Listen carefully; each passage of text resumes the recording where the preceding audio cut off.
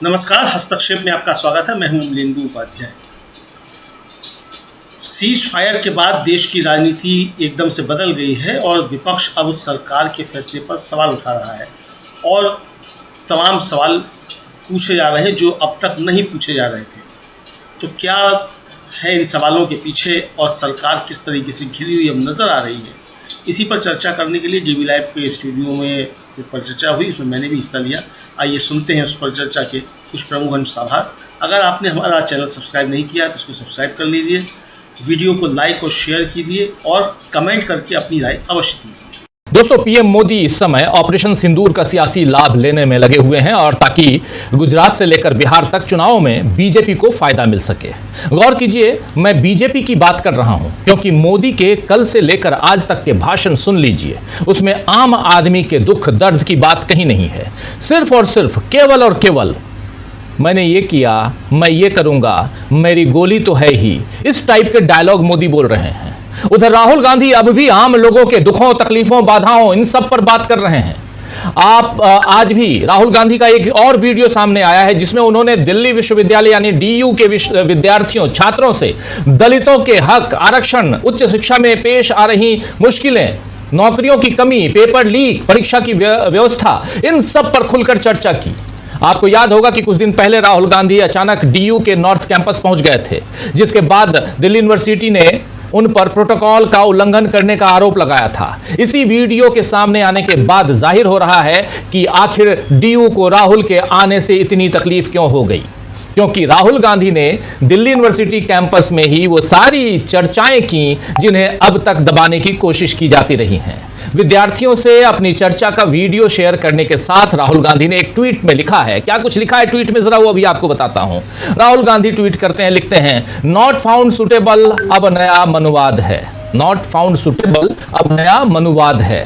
SC, ST, OBC के योग्य उम्मीदवारों को जानबूझकर अयोग्य ठहराया जा रहा है ताकि वे शिक्षा और नेतृत्व से दूर रहें। बाबा साहेब ने कहा था, शिक्षा बराबरी के लिए सबसे बड़ा हथियार है, लेकिन मोदी सरकार उस हथियार को कुंद करने में जुटी है। दिल्ली यूनिवर्सिटी में 60% से ज्यादा प्रोफेसर और 30% से ज्यादा एसोसिएट प्रोफेसर के आरक्षित पदों को एनएफएस बताकर खाली रखा गया है। यह कोई अपवाद नहीं है। आईआईटीज, सेंट्रल यूनिवर्सिटीज, हर जगह यही साजिश चल रही है। एनएफएस संविधान पर हमला है, एनएफएस सामाजिक न्याय से धोखा है। यह सिर्फ शिक्षा और नौकरी की नहीं, हक, सम्मान और हिस्सेदारी की लड़ाई है। मैंने डूसू यानी दिल्ली यूनिवर्सिटी स्टूडेंट यूनियन के छात्रों से बात की। अब हम सब मिलकर बीजेपी, आरएसएस की हर आरक्षण विरोधी चाल को संविधान की ताकत से जवाब देंगे। इसके साथ साथ राहुल गांधी ने एक वीडियो जारी किया है, वीडियो भी जरा स्क्रीन पर ले आइए। और राहुल गांधी एक तरफ यहां पर डी दलिताइजेशन यानी दलितों के अस्तित्व और उनके इतिहास को मिटाए जाने पर की तरफ वो ध्यान दिला रहे हैं। वो आरक्षण बताने की बात कर रहे हैं, आरक्षण को बढ़ाने की बात कर रहे हैं और सबसे बढ़कर दलित, ओबीसी, आदिवासियों, इन सबको उच्च शिक्षा के लिए प्रेरित कर रहे हैं। यहां पढ़ना और ज्ञान हासिल करना ही शायद मोदी के लिए सबसे बड़ा डर है, क्योंकि वो तो यही चाहते हैं कि लोग अपना विवेक इस्तेमाल न करें, केवल उनके कहे को चुपचाप मान लें। जैसे पहले उन्होंने मेक इन इंडिया कार्यक्रम चलाया तो जनता ने यह मान लिया कि अब देश में ही सारी चीजें बनेंगी और हमारा आर्थिक विकास होगा। फिर मोदी ने वोकल फॉर लोकल का नारा दिया, आप याद कीजिए। इधर 5 साल पहले गलवान मामले के बाद चीन से तनाव होने पर देश को यह बताया गया कि सरकार चीन पर आर्थिक प्रतिबंध लगा रही है। फिर कुछ चीनी ऐप्स बंद कर दिए गए। लेकिन आज मोदी खुद कह रहे हैं कि गणेश जी की मूर्ति से लेकर पिचकारी तक बाहर से आती है। मोदी के इस वीडियो को शेयर करते हुए कांग्रेस प्रवक्ता पवन खेड़ा ने ट्विटर पर लिखा है, क्या कुछ लिखा ये बता देता हूं आपको। पवन खेड़ा यहां लिख रहे हैं कि मेक इन इंडिया के जुमले की पोल आज साहब ने खुद ही खोल दी। अपने मुंह से बोल रहे हैं कि हेयर पिन से लेकर गणेश जी तक सब विदेशी बिक रहा है भारत के बाजार में। लेकिन दुर्भाग्य देखिए, खुद कोई नीतिगत निर्णय लेने की बजाय जनता को ही कटघरे में खड़ा कर रहे हैं। खुद व्यापार के डर से ट्रंप के सामने झुकते हैं, लेकिन जनता को स्वदेशी का ज्ञान देते हैं। ये बात यहां शेयर करते हुए पवन खेड़ा ने एक वीडियो भी शेयर किया है। उस वीडियो को भी ले अपनी जुबानी ये बातें कह रहे हैं, जरा सुन लीजिए। हम गांव-गांव व्यापारियों को शपथ दिलवाएं। 6 मई की रात ऑपरेशन सिंदूर सैन्य बल से प्रारंभ हुआ था, लेकिन अब ये ऑपरेशन सिंदूर जन बल से आगे बढ़ेगा। और जब मैं सैन्य बल और जन बल की बात करता हूं, तब ऑपरेशन सिंदूर जन बल का मतलब मेरा होता है जन जन देश के विकास के लिए भागीदार बने, दायित्व संभालें।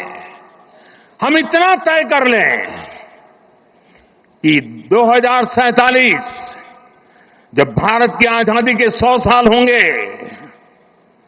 विकसित भारत बनाने के लिए तत्काल भारत की इकोनॉमी को 4 नंबर से 3 नंबर पर ले जाने के लिए अब हम कोई विदेशी चीज का उपयोग नहीं करेंगे। हम गांव-गांव व्यापारियों को शपथ दिलवाएं। व्यापारियों का कितना ही मुनाफा क्यों ना हो, आप विदेशी माल नहीं बेचोगे। लेकिन दुर्भाग्य देखिए, गणेश जी भी विदेश से आ जाते हैं। छोटी आंख वाले गणेश जी आएंगे, गणेश जी की आंख भी नहीं खुल रही है। होली रंग छिड़कना है, बोले विदेशी। हमें पता था, आप भी अपने घर जाकर के सूची बनाना। सचमुच में ऑपरेशन सिंदूर के लिए एक नागरिक के नाते मुझे एक काम करना है। आप घर में जाकर सूची बनाइए कि आपके घर में 24 घंटे में सुबह से दूसरे दिन सुबह तक कितनी विदेशी चीजों का उपयोग होता है। आपको पता ही नहीं होता है। आप हेयर पिन भी विदेशी उपयोग कर लेते हैं, कंघा भी विदेशी होता है, दांत में लगाने वाली जो पिन होती है वो भी विदेशी घुस गई है, हमें मालूम तक नहीं है, पता ही नहीं है। दोस्तों, देश को अगर बचाना है, देश को बनाना है, देश को बढ़ाना है, तो ऑपरेशन सिंदूर ये सिर्फ सैनिकों के जिम्मे नहीं है। ऑपरेशन सिंदूर 140 करोड़ नागरिकों के जिम्मे। आपको समझ में आया दोस्तों कि कह क्या रहे हैं, कहना क्या चाह रहे हैं नरेंद्र मोदी? अपनी बात को काट रहे हैं। दरअसल आप विदेशी को छोड़िए और देशी अपनाइए, लेकिन वोकल फॉर लोकल का नारा, मेक इन इंडिया का नारे, सारे नारे जो हैं वो कहां चले गए?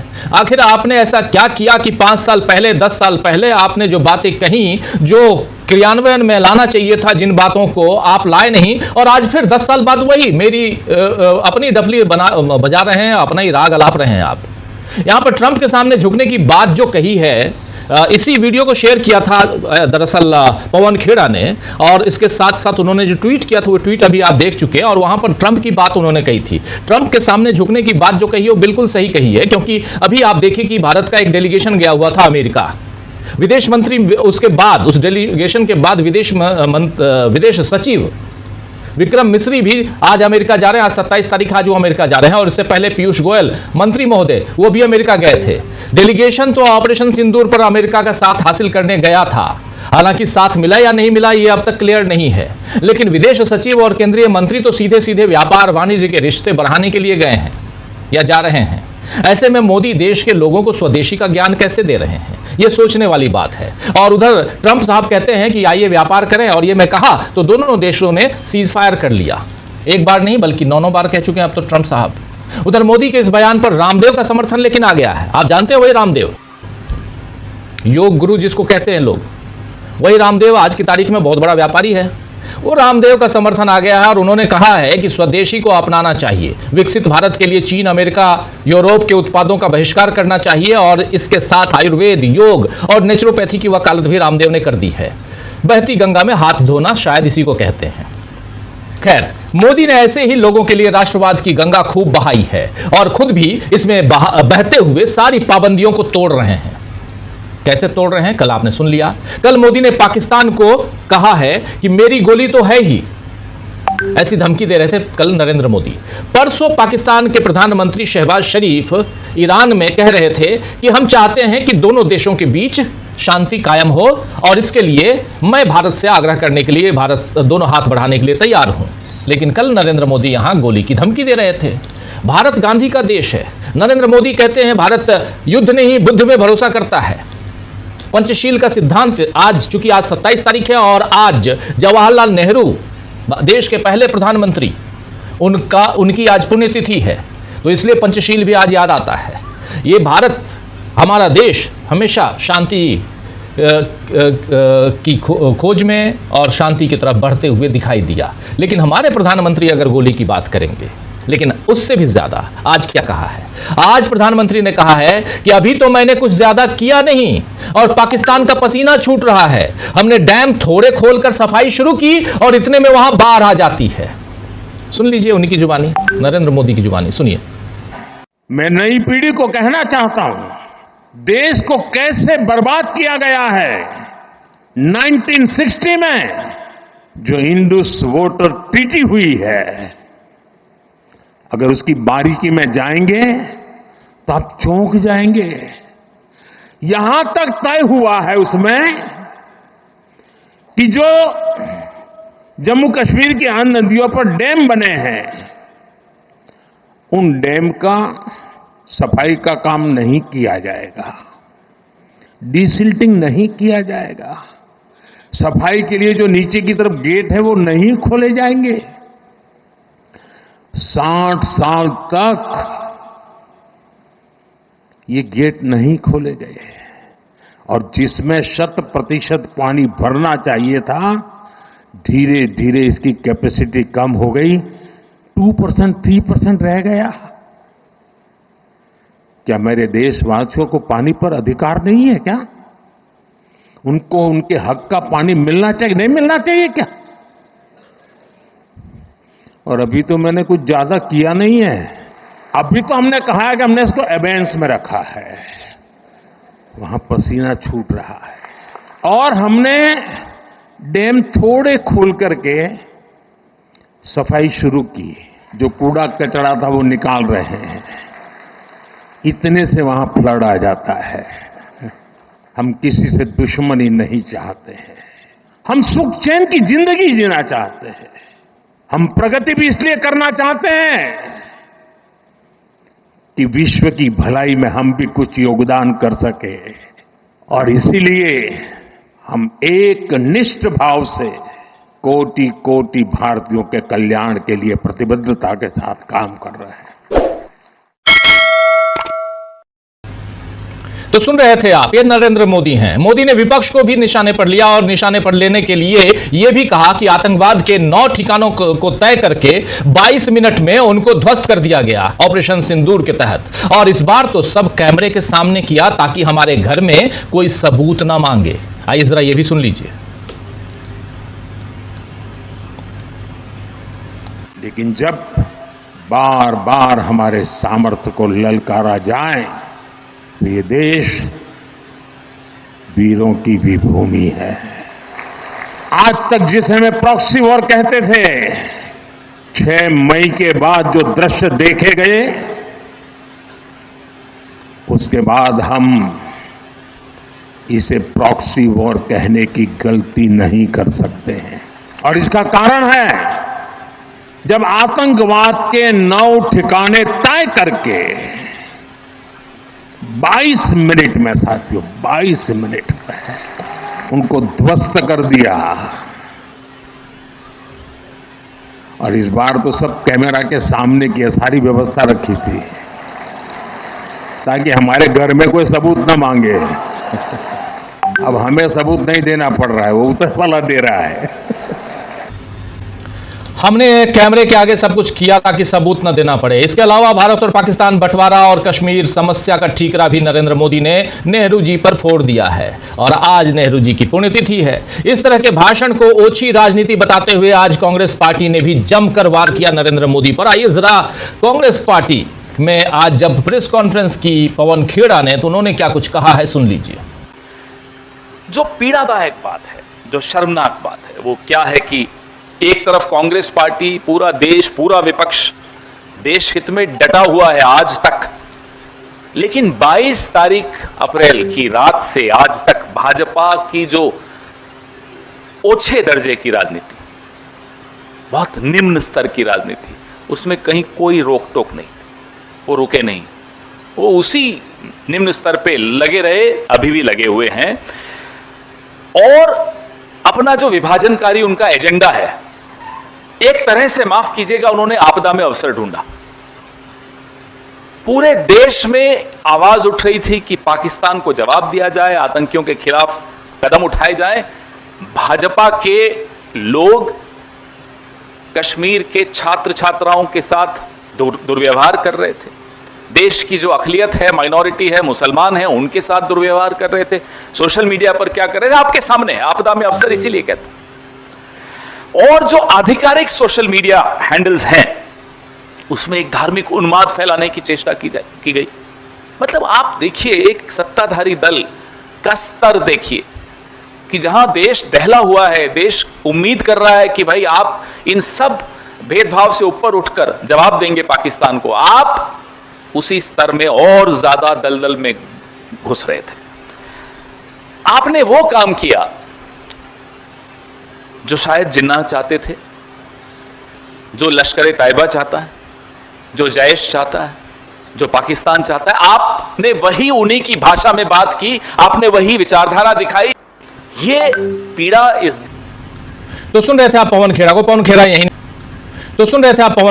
खेड़ा यहीं नहीं रुके, उन्होंने और भी बहुत सारी बातें कही और खासकर कुछ ये बातें भी सुन लीजिए आप, बहुत महत्वपूर्ण। आज लगातार ताबड़तोड़ हमला बोलते हुए यहाँ पवन खेड़ा कांग्रेस पार्टी की तरफ से, और उधर नरेंद्र मोदी जो बातें कह रहे थे, खुद जो सियासी स्टंट है वो कैसे कांग्रेस के सामने, राहुल गांधी के सामने कैसे वो बेकार जा रहा है, वही हम यहाँ आपके सामने रखने की कोशिश कर रहे हैं। सुनिए इस बाइट को भी पवन खेड़ा की। आज तक हमें जवाब नहीं मिला कि 2023 में पुंछ में जो आतंकियों ने किया, 2 अक्टूबर 2024 में गांधरबल में जो किया, गुलमर्ग में अक्टूबर 2024 में जो किया, पहलगाम में अप्रैल 2025 में जो किया, उन आतंकियों का क्या हुआ, वो कहां है? आज तक जवाब नहीं मिला कि सीजफायर किन शर्तों पर हुआ। आज तक जवाब नहीं मिला हाफिज सईद, अजहर मसूद बच के कैसे निकल गए। क्या सीजफायर की शर्तों में इन्हें वापस लाना है या नहीं है? कोई जवाब नहीं। जवाब मांगो, सवाल पूछो तो ये डायलॉग आते हैं आपको। पिक्चरें हम सबने देखी है साहब, हमारा सारा बचपन पिक्चरें देखकर गुजरा है। लेकिन गंभीर विषयों पे गंभीर चर्चा होनी चाहिए या पिक्चरों के डायलॉग होने चाहिए? पूरी विदेश नीति ट्रोल्स को आउटसोर्स कर दी, पूरी सुरक्षा नीति ट्रोल्स को आउटसोर्स कर दी, पूरी आंतरिक नीतियां जो है, राजनीति जो है, राजनीतिक विमर्श जो है, ट्रोल्स को आउटसोर्स कर दिया। ये उसका नतीजा मैं आपको बताता हूं क्या हुआ पिछले 10 घंटों में क्या हुआ। विदेश नीति का मैं आपको एक ज्वलंत उदाहरण देता हूं। कुवैत ने पाकिस्तान से वीजा की रेस्ट्रिक्शंस, जो रोक थी, वो हटा दी। ये अभी कल हुआ है। कुवैत में जो लेबर फोर्स है 21% भारत का है। यह भारत की विदेश नीति है कि अब चूंकि अमेरिकी राष्ट्रपति डोनाल्ड ट्रंप ने पाकिस्तान और हिंदुस्तान को हाइफनेट कर दिया, एक कर दिया, और हमारे यहां से चू नहीं निकली, न प्रेम चोपड़ा बोला, न परेश रावल बोला, तो उसकी यह हालत हो गई कि कुवैत अब भारत और पाकिस्तान को एक दृष्टि से देखने लग गया। जो रेस्ट्रिक्शन थी वीजा पाकिस्तानियों पर कुवैत से, वो हट गई, और पाकिस्तान और कुवैत अब लेबर ट्रीटी साइन करने वाला है। यह भी आप सुन लीजिए। यह है आपकी विदेश नीति का नतीजा। एक और उदाहरण देता हूं, यह अभी पहलगाम के बाद ही हुआ है। UAE, United Arab Emirates, Pakistan और भारत की हाइफनेशन का नतीजा देखिए कि 5 साल का वीजा की अनुमति पाकिस्तान को भी दे दी। ये स्थिति अब हमारी विदेश नीति की हो गई है। हम रोज कह रहे हैं, पिछले 1 महीने से कह रहे हैं कि साहब एक नेपाल और भूटान तक नहीं बोला जब भारत पर संकट आया। किसी एक देश ने पाकिस्तान को आतंकी देश नहीं बोला। हमारी जुबान अकेले हम बोलते रहे, हमारी बात में बात नहीं मिलाई किसी ने। ये विदेश नीति की कमजोरी नहीं है तो और क्या है? 22 फरवरी 1994 में एक सर्वसम्मति से प्रस्ताव पारित हुआ था पीएको को लेकर। आज इस बात को 31 साल हो गए और इस 31 सालों में बहुत कुछ बदला है, बहुत कुछ हुआ है। लेकिन जो मई 2025 के इस द्वंद्व में मालूम पड़ा, वो बहुत चिंता का विषय है कि कैसे चीन और पाकिस्तान। तो दोस्तों आप सुन रहे थे, यहां कांग्रेस पार्टी एक एक मसले को यहां उठाकर, एक एक बिंदु, एक एक पॉइंट को उठाकर यहां सीधा हमला नरेंद्र मोदी पर करते हुए और वाजिब सवाल पूछते हुए यहां कांग्रेस पार्टी। तो आज चर्चा करेंगे कि किस तरह राहुल गांधी के सामने, कांग्रेस पार्टी के सामने बीजेपी के सियासी स्टंट बेकार साबित हो रहे हैं और मोदी की गलतियां उन्हें कैसे कमजोर करती जा रही हैं। आइए चर्चा की शुरुआत करते हैं। हमारे साथ कुछ वरिष्ठ साथी जुड़े हुए हैं, उन सबसे पहले आपका परिचय कर रहा हूं और उसके बाद आगे बढ़ेंगे। लेकिन बहुत महत्वपूर्ण है, इससे पहले एक ट्वीट का जिक्र करना यहां जरूरी है। अभी शुरुआत में मैं कह रहा था कि नरेंद्र मोदी कह रहे थे कि ये छोटे छोटे आंख वाले गणेश जी दिखाई दे रहे हैं। अभी उनकी बाइट आपने सुन ली और उसी को शेयर किया था पवन खेड़ा ने। लेकिन एक ट्वीट आया बीजेपी, ये स्क्रीन पर देखिए, गवर्नमेंट ऑफ उत्तर प्रदेश, चीन की दिग्गज फुटवियर कंपनियां उत्तर प्रदेश में निवेश करेंगी। ये निवेश कानपुर और आगरा में प्रस्तावित 2 फुटवियर पार्कों में है। इनमें इस तरफ चीन का और विदेशी सामान के बहिष्कार की बात कर रहे हैं आप जाके अपने गृह राज्य गुजरात में, दूसरी तरफ उत्तर प्रदेश में आपकी सरकार है, डबल इंजन की सरकार है, वो ये ट्वीट कर रही है। क्या माना जाए? ये दोहरा चेहरा आखिर क्यों है नरेंद्र मोदी जी? ये पूछूं, कौन पूछेगा आखिर? ये सवाल बहुत वाजिब है और ये आज के तमाम अखबारों में ये खबर भी छपी हुई है। और ये चीन के साथ, चीन की कंपनी, चीन के साथ तो आपने व्यापार खत्म कर दिया था या सिर्फ कुछ ऐप बंद करके आपने सोच लिया कि हमने उस पर आर्थिक प्रहार कर दिया? सवाल है, जवाब ढूंढने की कोशिश करेंगे हमारे साथ। अगर आपने हमारा YouTube चैनल अभी तक सब्सक्राइब नहीं किया तो इसको सब्सक्राइब कर लीजिए, वीडियो को लाइक और शेयर कीजिएगा और कमेंट करके बताइएगा भी कि इस परिचर्चा पर आपकी क्या राय है। धन्यवाद।